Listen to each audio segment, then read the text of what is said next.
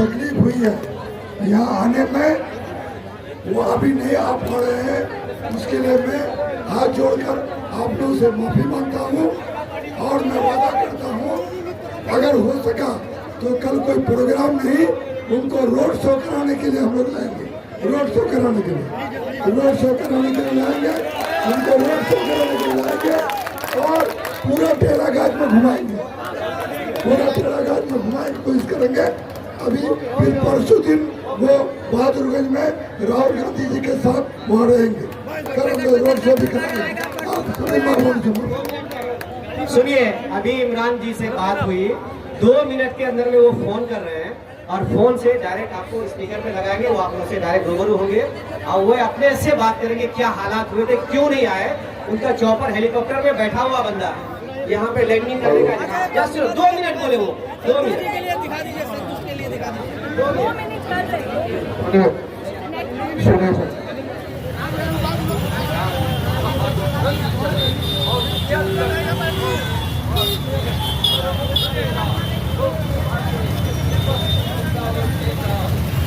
प्रधानमंत्री श्री राहुल गांधी का इस्तेमाल करें। सर आप माइक पे हो, बात कीजिए, स्पीकर पे है फोन। अस्सलाम वालेकुम बहादुरगंज के साथियों। वालेकुम सलाम। आपके पास आने के लिए मैं प्रोफेसर मुसद्दिक आलम के लिए आपसे अपील करने आपके बीच में आने के लिए परेशान रहा, लेकिन एटीसी से मेरे हेलीकॉप्टर को क्लियरेंस नहीं मिला। मैं 2.5 घंटे हेलीपैड पे खड़ा रहा। अमित शाह का हेलीकॉप्टर उतरना था, शायद इसलिए हेलीपैड से हमें उड़ने की परमिशन नहीं दी गई। मैं बहुत शर्मिंदा भी हूँ और बहुत मुझे बनावल भी है। मैं आपके बीच में आना चाहता था, पर जो राहुल गांधी जी आ रहे हैं, मैं कोशिश करूंगा कि मैं राहुल गांधी जी के साथ आपके पास आऊँ।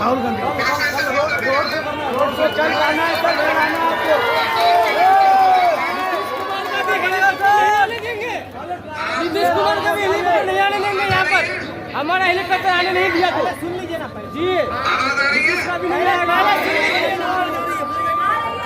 आवाज आ रही है। जनता की मांग है, कल आप रोड को कीजिए। छायादार पेड़ जमाने के काम आए और सूखने लगे तो जलाने के काम आए। अच्छा समझ के फैसला देना मकान को शायद कभी छुपाने के काम आए।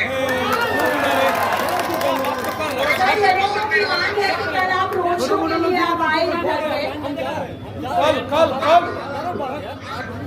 ऐसा कर सकता हूँ, मैं कोशिश करता हूँ कि कल आऊँ।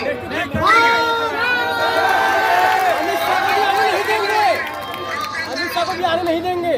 हमारा हेलीकॉप्टर रिजेक्ट कर दिया ना, हमारा हेलीकॉप्टर रिजेक्ट किया ना, अमित शाह को भी आने नहीं देंगे यहाँ पर, नहीं आने देंगे। हमारे गलत हुआ है, कोई सा भी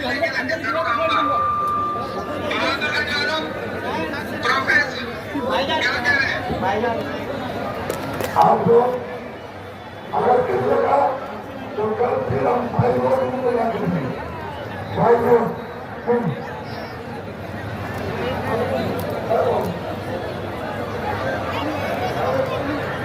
सबको माफी मांगते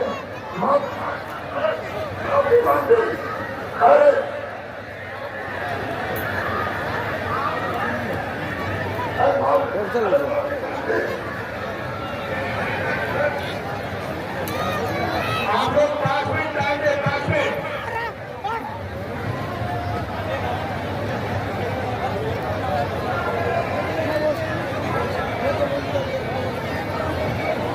भैया देखिए, मैं आप तमाम लोगों से हाथ जोड़ के विनती करता हूँ कि हम लोग को नोटिस आ रही है कि हेलीकॉप्टर के यहाँ पर उतरने का परमिशन किशनगंज में 3 जगह सभा था, ठाकुरगंज, किशनगंज और बहादुरगंज, तीनों जगह। कहना चाहूंगी कि दोपहर से आप बैठे हो, 11 तारीख को जब सुबह को आप उठो तो आपके घर पे आपके बेटे, आपके पति को पहले बोलना कि जाके वोट करके आए, उसके बाद ही आप वो लोग को चाय पिला के देना, चाय बना के देना। आप लोग भी चाय बादी में पीना। बहुत से लोग यहाँ पे बहुत सी बातें की है, धर्म की बात कर रहे हैं, इस चीज की बात कर रहे हैं, कोई हिंदू की बात कर रहा है तो कोई मुसलमान की बात कर रहा है। पर जो महागठबंधन की पार्टियां हैं, कांग्रेस पार्टी, आरजेडी, लेफ्ट की पार्टी, वीआईपी, आईपी, वो सिर्फ और सिर्फ विकास की बात करी है। और प्रोफेसर आलम जी, हमने देखा है कि बिना कोई पद के, बिना कोई इलेक्टेड रिप्रेजेंटेटिव बनने के बावजूद कितना कुछ आप लोगों के बीच किया है। मैं मुंबई से हूँ और बिहार के बहुत से लोग मुंबई में रहते हैं। आप लोगों को कोविड का दौर याद होगा, जब एक रात प्रधानमंत्री टीवी पर आए और कहा, भाइयों और बहनों, आज से लॉकडाउन है। तो किस तरह के वो ट्रेन के विजुअल्स हमने देखे, आप लोगों ने देखा था ना, किस तरह आपके सगे संबंधी, आपके भाई, आपके दोस्त परेशान होकर दिल्ली और मुंबई से ट्रेन के धक्के गा रहे थे। जितने लोगों की मौत कोविड में हुई, आधे लोगों की मौत भी ऐसे ट्रेन के सफर करते करते हुई। वो सारी बातें भूलना मत, वो सारी बातें भूलना मत। और जब आप वोट करने जाओ तब याद रखना कि एनडीए की सरकार, बीजेपी और जेडीयू ने आप लोगों के साथ क्या कहा है। मैं जैन समाज से आती हूँ, यही खूबी है महागठबंधन सरकार की। गिरी जी हमारे यहाँ पे बैठे हैं, जो कांग्रेस के वरिष्ठ नेता है, वो एक हिंदू है। यहाँ पे यादव है, आलम है, हमारे चोपड़ा जी है जो राजस्थान मद्रासा चेयरपर्सन है, हमारे नायक जी है जो कश्मीर से आए हैं, और यहाँ पे हमारे जिंदाबाद, हाथ छाप जिंदाबाद, मुसव्विर आलम जिंदाबाद, अंसार नेमी जिंदाबाद, अंसार नेमी जिंदाबाद। अब आप तमाम लोगों के बीच हम बुलाना चाहेंगे ललित कुमार जी को। सब्र का इससे ज्यादा पैमाना और क्या नाप है आपका, कि आपने जिस उम्मीद से यहाँ पे 4 घंटे से मुसलसल बैठे हुए हैं, प्रत्याशी और हम लोग के दिल पे क्या गुजरती है इसका तो बयान नहीं कर सकता। पर एक वादा करता हूँ कि जो प्रशासन ने उनके हेलीकॉप्टर को लैंड करने का इजाजत नहीं दिया, मैं आप लोगों से वादा करता हूँ कि प्रत्याशी चाहे कल कहीं रहे, पर उनको टेरागाज के सरजमीन पर आना पड़ेगा, बाई रोड आना पड़ेगा।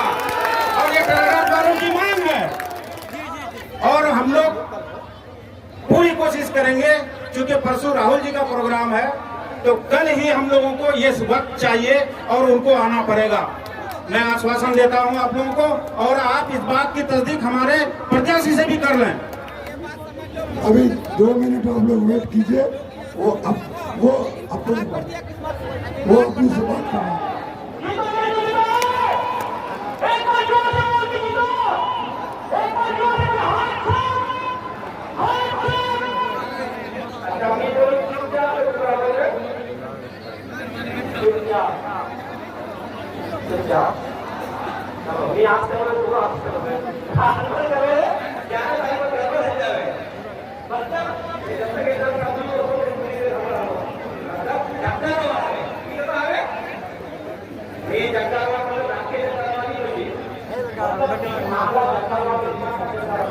क्या देखना, गुंडागर्दी बंद करो।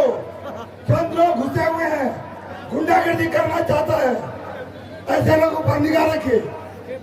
गुंडागर्दी बंद करो। एक बार जोरदार तालियों के साथ स्टेज पर बैठे तमाम कांग्रेस पार्टी महागठबंधन, महागठबंधन, मुसव्विर आलम, मुसव्विर आलम, राहुल गांधी, राहुल गांधी। अब हम प्रोग्राम को आगे बढ़ाते हुए अस्सलामु अलैकुम, नमस्कार, आदाब, सत श्री अकाल। एक ही सरदार है, वो भी असरदार हमारे साथ है। जोरदार तालियां इसके लिए बजा हुआ। इस मंच पे सारे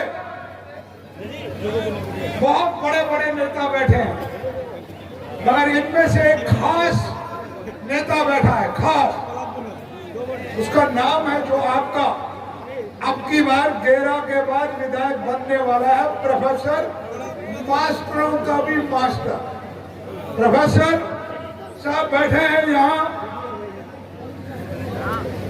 और आपके जो इस वक्त अभी 11 तारीख तक आपका शायद विधायक है, वो भी यहां पर बैठे हैं। एमडी चौधरी साहब जो राजस्थान से चल के आए, मेरी बहन जी महागठबंधन। अब मैं अपनी बात स्टार्ट करूंगा मैं इस बात से। हम वोट की संख्या क्या थी, और जो ये कह रहे हैं कि मौलाना को बोलने नहीं दिए थे, उनकी वोट की संख्या क्या थी? अभी जो कह रहे थे कि वक्फ बिल के विरुद्ध में 222 सांसदों ने वोट किया, और जो हमें इसका दुहाई दे रहे हैं उनके पास केवल एकमात्र वोट था। तो पार्लियामेंट में या असेंबली में चीजें संख्या बल से तय होती हैं, किसी की भाषणबाजी से या टीवी डिबेट में बैठने से तय नहीं होती है। रो रो के सूख गया है, वो बाहर से नहीं रोता है, वो अंदर से रोता है, बंद कमरे में रोता है। या अल्लाह, मैंने क्या गुनाह किया कि ये विधायक विधानसभा मुझको इज्जत क्यों नहीं देता है, मुझ पर विश्वास क्यों नहीं करता है? मैं बार बार नदी पर वहां जाता हूँ, लोगों के सामने दामन फैलाता हूँ, मैं अपने बच्चों का जो पैसा है वो मैं इलेक्शन में खर्च करता हूँ, मैं मेरे बाप का जो जमीन था वो बेच के मैं इलेक्शन में करता था। लेकिन यहाँ बिहार में आपके बीच में जो एक लाडला जो मुसव्विर साहब आपके बीच में वोट के नाम पे जो भीख मांगे आपके सामने बैठा है, वो आपके दरवाजे पर कई बार आया होगा। वो नाम से ही आप समझ गए होंगे मुसव्विर साहब, जो आपके दरवाजे पर एक बार नहीं कईयों बार आया भीख मांगने के लिए, लेकिन आपने उसे उलटा दिया कि जाओ अच्छा टिकट लेके आओ। फिर दोबारा आया, ठीक है मियां इस बार नीचे, अगले बार आओ। एक फकीर जब एक बार आता है तो कुछ ना कुछ उसको दे देते हैं, लेकिन ये बेचारा आपके दर पे भूल झाँक के बार बार आया, लेकिन उसको मायूस किया।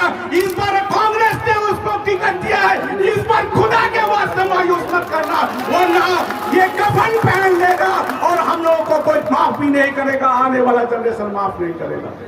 ये मुसव्विर साहब हम लोगों के लिए सिपाही का काम करेगा। हम लोगों को कैसा विधायक चाहिए? जो हेलीकॉप्टर में उड़े, जो बड़ी बड़ी गाड़ियों में चले, जो सिलीगुड़ी में होटल खोले, दिल्ली में मकान खरीदे। हमें ऐसा नहीं चाहिए।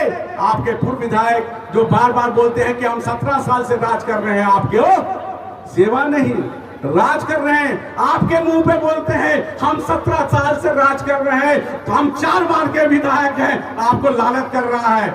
हमें ऐसा विधायक नहीं चाहिए। हमें ऐसा विधायक चाहिए जो यहाँ पर टंकी की चोट पे कहे कि तुम जाओ वीडियो ऑफिस, लेकिन सीना तान के जाना, तुम जाओ थाना सीना तान के जाना।